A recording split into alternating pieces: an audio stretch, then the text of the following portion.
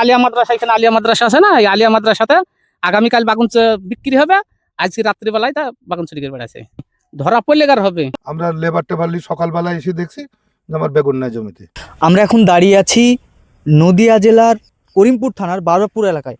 আর বারোপুরের মাঠে ঠিক দেখতেই পাচ্ছেন, যেখানে একটি কৃষকের মেহনত, হাড় ভাঙা পরিশ্রম, আর সেই পরিশ্রম করে ফলানো ফসল বেগুন ফলিয়েছিল, কিন্তু রাতারাতি উধাও।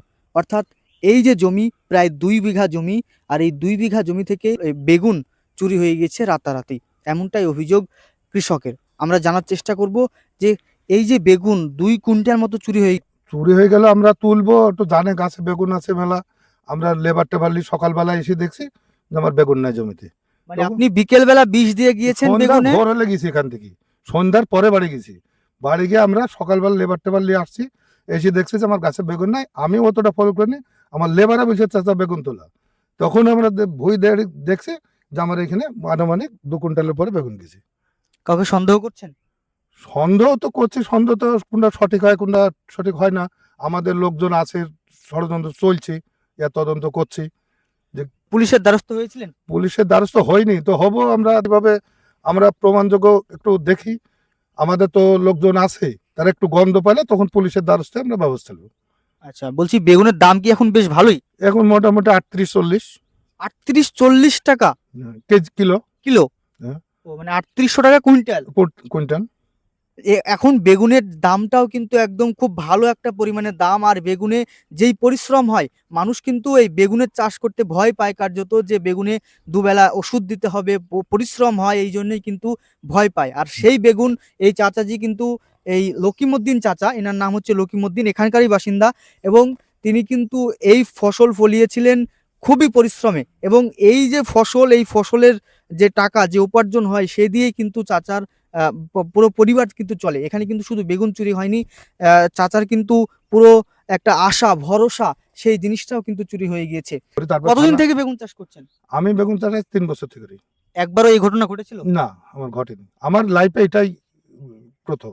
এই প্রথম? প্রথম। কোনো শত্রুতা আছে আপনার? সেরকম তো এই চাষ সম্বন্ধে, আমরা তো সবাই চাষি মানুষ, চাষ করে খাবো।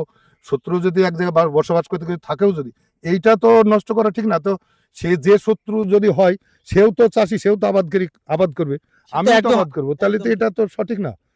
তো অন্য বিষয়ে শত্রুতা করতেই পারে, কিন্তু এই চাষের সম্বন্ধে শত্রুতা করা তো আর সঠিক হয়নি। সেটা আমার মনে হয় যে সঠিক হয়নি ওটা।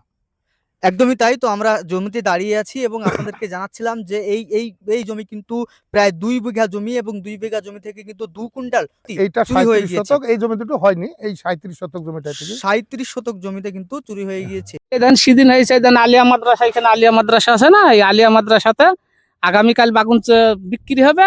আজকে রাত্রিবেলায় তা বাগুন চুরি করে বেড়াচ্ছে।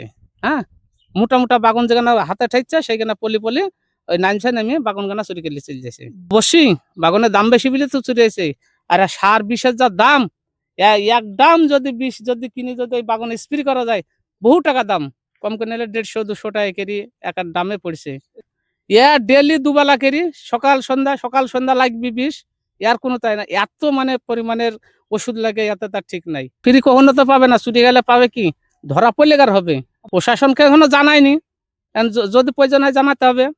হ্যাঁ, এই যে লুকমান ভাইয়ের যেমন 5টা 5.5টা লাইন চুরি হয়ে গেছে, কম বাগুন ছিল এগুলা।